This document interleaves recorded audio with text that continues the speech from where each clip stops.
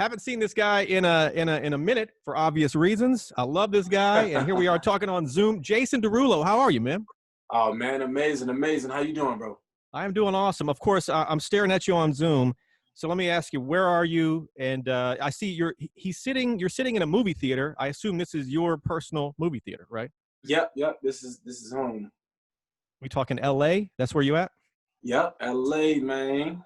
God, one of these days, I gotta check this movie theater out. That looks legit. Absolutely. Yeah, you got to check out the whole crib, man. Very nice. Well, we got lots to chat about, of course, Savage Love, among other things. Jason Derulo, how has quarantine treated you? I know you've been masked up and locked up and everything else, locked down and everything else. How has this whole situation, this whole time been for you? You know what? It's actually been incredible, man. I mean, I'm the kind of person who's just on the road all the time, right? So like I'm constantly trying to be felt in different countries around the world, and doing tours and everything. And I'm always on the road. So just having a chance to be at home has been incredible, man, and eye-opening. I don't think I'll ever go on the road with that amount of intensity again. I think last year I was only home for about 60 days out of the whole year. Goodness, only 60 days at home for the entire God. Yeah, but like being at home, I'm like, damn, people get to do this. Like you get to wake up in your own bed and, and know what's in the refrigerator. I mean, like just the simple thing, right? Are you working on a body of music, an album, or are we just doing single by single? What's the plan? Yeah, so right now, man, I'm doing a single by single, but I'm dropping a ton. So I just got in my label situation. I was on a label for 12 years. And it just became something that I wasn't happy with at the time. I mean, I've gone through 4 different regimes, meaning 4 different groups of people came in. Like One person group quits, the next one comes in. That exactly. Whole So 4 different times, and then you're 4 times removed from the people that signed you. You're always trying to become acclimated with new people. It was just a really tough situation to be in, especially when you're trying to be creative and build a relationship with the people that are pushing your music. So that it just became a situation that I was unhappy with. And finally, I'm free out of this situation. So right now, man, I just really am enjoying just putting out music, the way that it should be put out. And eventually, I'll find the home that's correct. So safe to say right now, as we speak, you are arguably the biggest unsigned artist on the planet right now, or one of, certainly, right? Yeah. Crazy, sure crazy to say that, but yeah, I am for sure. Jason, I've asked you this question before. I'll ask you again, and I'll explain the backstory. The weirdest place you have ever been asked for a selfie. Now, I'll ask that to other artists, and I'll bring up your old answer to me as a reference, because you told me this crazy story. Did I say the bathroom? The bathroom story where the guy tapped you on the shoulder and wanted a selfie, right? Yeah. I don't know what can top that. That's definitely happened more than one time too, man. Tell that story again, unless you have a worse one. Yeah, I feel like that happens far too often. Actually, it's not even a one-time thing anymore. Maybe it was a one-time thing when I told you, but yeah, that's just crazy. Now I gotta when I'm going to the bathroom, I just gotta have my people with me.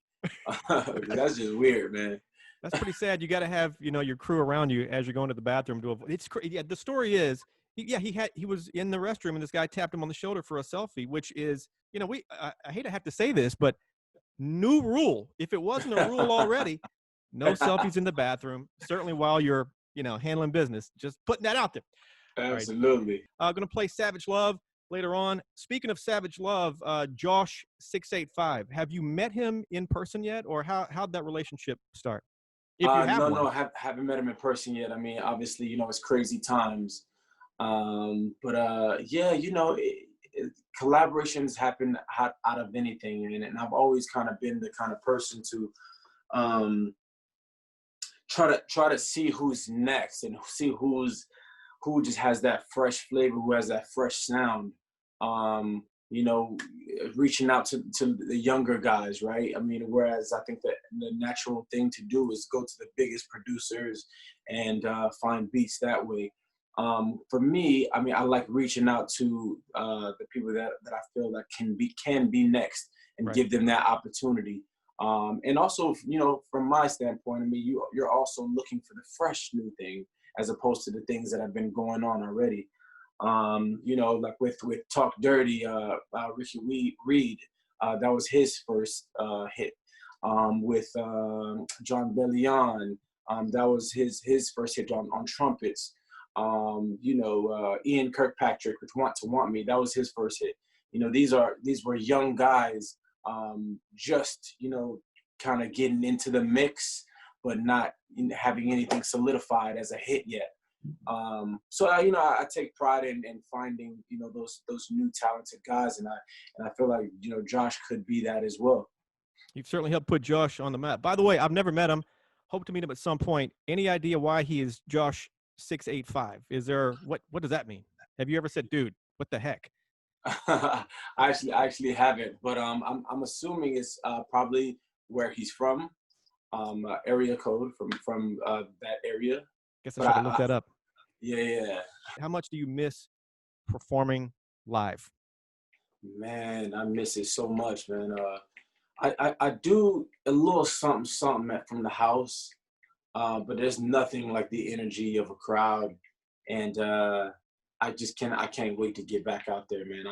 But I just don't know when that's going to happen, right? I mean, Who knows, really? that doesn't even seem like reality to be, you know, to see a sea of people, you know, standing side by side. I mean, that doesn't even seem like reality right now. So I mean, I don't see that coming for another, I don't know, until 2022, maybe. I mean, some people have dates set in 2021. Whether those Yeah, dates stand, you know, who exactly, knows? exactly. So I Yeah, assume you got. I'm routing a tour right now for 2021, but I just don't know if that's going to be even possible, honestly. Just curious, have you guys had chats, even though they may or may not happen, about meet and greets? I mean, I'm curious how that's going to take place. Is there going to be is the fan going to be 20 feet in front of you? Will there be a glass partition between you? I don't know. I mean, maybe I'm overthinking it because first things first. No, no, you're not. But I think if we're able to have a concert, I mean, we're gonna have to be okay with doing a meet and greet, right? I mean, if people are side by side, I mean, Right. that would mean that we would be okay. Either that, or we try to figure out this drive-in concert situation, or figure out a way to separate within the arenas, whether it's, you know, just having an arena and having half capacity. Right. We just have to figure it out what exactly that would be. Lots to think about for sure. Jason Mhm. Derulo. Jason, you become quite the thing on TikTok. And I've got so many questions, actually two in particular. I'll drop one on you now. The video that you did where you were floating and your Oh buddy yeah. walks in and he sees you floating and he drops his bags like, what the heck? Describe that video and how did you do it? Um, Basically, like I just got really strong. I felt really strong that day. Um, and yeah, I was doing push-ups, and then all of a sudden, I, you know, tried a one-hand push-up, and then I tried just taking that one hand away, and I don't know, man. I just started floating. You know what I'm saying? It's crazy. Who knew that Jason Derulo could float? I thought there'd be a green screen involved or a little string holding him up. Oh I didn't nah, realize you could float. never. All right. Well, if you guys haven't seen that TikTok, that video, man, check that for sure. Jason Derulo's hanging out. Savage Love, of course, with Josh 685. Let's play this track. Tell me what do we need to know? You know, it started off as a trend on TikTok, but I think it's become a lot more than that, man. And I'm really excited to have this song out. And I hope actually it becomes a little bit of familiarity on the radio now. When I say that, I mean just even having just my voice, right? In these crazy times, there's just all this uncertainty. maybe just my voice, my vocals can offer that sense of familiarity in your life. In a world of uncertainty, maybe that little tidbit will help out a little bit. Well, the track's definitely getting played on the radio. I can tell you that from personal. I've hit the button so many times. It's crazy. I don't think I've ever asked you this. Biggest crowd you've ever performed for, part one, and then the complete flip of that. Have you ever been booed? Never been booed, thankfully. I actually performed at a Showtime at the Apollo too. Oh man. So never been booed. Largest crowd I performed for, I would say, had to be in Africa. I think there was about 3 million people in the audience. It was a sea of people that you can't even, obviously you can't really even see that far. But what they had was these boards up that were these screens rather in every different section. So like it just kept on going back, as far as you can imagine. Did you say you said 3 million people on site? 3 million people on site. Yep. Mm-hmm. Goodness, what is it like to have, even though you couldn't see them all? How could you? To have 3 million people in the palm of your hand? That's got to be a rush that nothing can compete with, right? I'll be completely honest with you. It doesn't feel different because the human brain doesn't even process that many people. You know what I'm saying? So like being at Wembley Stadium where there's 100,000 people, it kind of feels like that. Right. Because I think that's as far as your brain can process. And it's an all-around incredible experience to have that many people around you. The energy of that amount of people is crazy. But as soon as you hit the 100,000 mark, it just doesn't become bigger than that in your human brain. That is wild, man. Jason, another question about TikTok, another video that kind of blew me away. And I bought it for a second, but I cannot believe this can't be true. The corn cob on the drill video. I first saw that, and Jason, describe it for me if you'd like. But you're eating corn cob. You're eating a corn on the cob with the drill spinning, and all your teeth start flying out, or you lose your teeth, or whatever. Describe that video, and just obviously that didn't happen, or did it?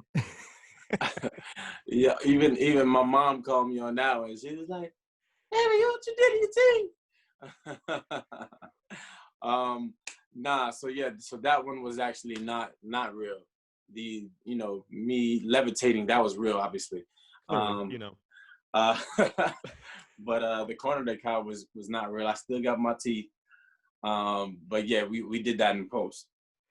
I can imagine your mom. I didn't even think of that. Your mom must have been in panic mode, right? For sure. Yeah, I apparently I get her all the time. Oh my God. Well, for the record, don't eat corn on the cob on a drill while it's spinning. You probably would really lose your teeth. Just putting 100%. That up. Jason, I think you know this about me. If not, I'll just inform you once again. I'm obsessed with the paranormal, ghost, UFOs, conspiracy theories, you name it. I've got a podcast called Paranormalish. I am certifiable off the deep end. I'm told you have a paranormal encounter. I'm not sure what it is, but what you got? Yeah, so I don't want to say it was me personally, but one of my dancers, she just felt like there was an energy in the room. We're in the Nordics, and this hotel was kind of known for being for just having that kind of activity. Oh yeah. And she was telling everybody, and like everybody was like, whatever. So the next morning, she brings a photo of her and somebody else in the mirror, and I'm talking like the hair from The Ring or The Grudge. Yeah, like The Ring. Yeah, like The Ring, and I'm talking like hair and like the color was like a little off. It was crazy. Crazy. But she said when she looked back, there's nobody. But when she took the photo of herself, there was somebody else in the photo. It was pretty What crazy. now? As far as you can tell, she was telling the truth. You believe her. I believe her. I believe her. I mean, she's not really the jokester type. She's not really the pranking type. She's like, straightforward, just regular, regular, honest young lady. So, this was a very weird experience. Okay, one of these days, I want to reach out to you. If you could put me in contact with her, I want to have a chat, and hopefully, she still has this pic. I've got to see this thing now. Now I'm Absolutely. invested in the story. All right, Jason Derulo, tell me about Spinning Gold. Any details you can share about this movie? Yeah. So when we're actually able to go and finish it, Oh God, it's not even. Yeah, okay. yeah. But yeah, it's a movie set in the '70s, and it really brings to light the mafia aspect of the music industry in that period of time. So it follows some of music's greats like Ron Isley and um, Donna Summers and all kinds of legendary artists of the time. And you play Ron Isley in the movie, Hmm. right? Yep. Hmm. Any other movies you're working on? I guess not now, but anything else in the works? I mean, like a Cats Part Two, anything like that, or Yeah, I have one other one in the works that I can't mention what it is yet, but yeah, it's just tricky times. You know what I'm saying? So we just kind of gotta wait it out and see when we'll be able to actually go and finish them. gotcha. By the way, do you think Cats, and even like some of the actors, your co-stars, took shots at that movie? Do you think that it didn't get the credit it deserved, or was it just a rough time working on that movie? Say what you want to say, of course, but I've heard some Yeah, crazy stories about that. I'm not one to take shots at uh anyone or I mean unless it's myself. But to me, I hold Tom Hooper to the highest regard, the director. And I feel like whenever you're trying to do something left to center or something that could be called genius, you run that risk of being laughed at. You know what I'm saying? It's either gonna be received in the highest regard or people are gonna laugh at it. Whenever you do something that left to center. So I mean, I applaud him for you know trying to do something different. Still, Got to respect the risk for sure, man. Jason absolutely. Derulo, do you still have a Shark Tank in your house? Or I know, like 2015, I believe it was. You had mentioned, or somebody mentioned, you had a Shark Tank. Is that true? Yeah, no, it is no longer. It's a lot. It's a lot to handle. It's a lot to deal with. So Describe nah. this. I am curious, since even though it's not there anymore, describe this Shark Tank. How big was it? What kind of sharks? What'd you feed them? Um. So I mean, they weren't that big, right? I mean, I'd say like like 5 feet, like max. Um. That's pretty But like, big. yeah, it's pretty big. But it was at the bar, and it just became just a lot to handle. So I felt like it was, we were better off just having somebody else That's deal with it. I can imagine, like, at the house here, I'm like, did I feed the dogs? Oh, let me go feed. You're like, oh, hey, did somebody feed the sharks? It's just Yeah, such a different man. level of responsibility. Did anyone ever fall in, or try to get crazy No, and no, jump in no, there no, with no, them? no, Or no, no, no. Just only three people fell in, and we had to explain to their families what happened. that's got to be rough. But Yeah. All no. right. Jason Derulo is hanging out. What has 2020 taught you? I think my biggest lesson, man, is to just to find time to smell the roses. You know what I'm saying? I think I've just been so go go go for so many years, that I haven't taken any time for myself, and I felt like quarantine has allowed me to do that more so than ever. I can't even remember even when I was a kid, I still had the same mentality. It was just like go go go, and it was always work work work. Whereas as in this time, um, I've really been just kind of just enjoying it, more so than anything, and just really living life to the utmost. So yeah, quarantine has definitely taught me that, and I'm thinking about the little things, always not taking those things for granted. And even when quarantine is over, I just want to take these lessons with me. Amen to that. Quick recap before you take off, man. Savage Love with Josh 685. It's out. Get on that. You got some crazy stuff on TikTok. If you're not following Jason on all his socials, get on that. At some point, Jason, we need to get some more tattoos together. I really enjoyed that years Absolutely. ago. And years Absolutely, man. That was definitely a moment for sure. It For was a sure. moment. Jason came into the studio on my LA show, and we had a tattoo artist come in, and we got some tats together, and I'll never forget that. It was a good time. What am I missing? What else do people need to know? You know what? I actually have another song out. I can't say the title because the title's a little profane, I think, but it's spelled Cono. That just came out, and I have another song featuring Alok and Martin Jensen that are out right now. It's a collaboration between the three of us. That's called "Don't Cry for Me," and then I have another song coming out on the 24th. That's called "Take You Dancing." So 4 songs this month. Safe to say a lot of new music coming out from you in 2020, right? For sure, for sure. Jason, it's a pleasure to see you, man. I can't wait to see you in person. Really love you. And You too, brother. at the end of every interview, fist bump to make it official. Tap that can. Yes, sir. Bye, yeah. Yes, sir.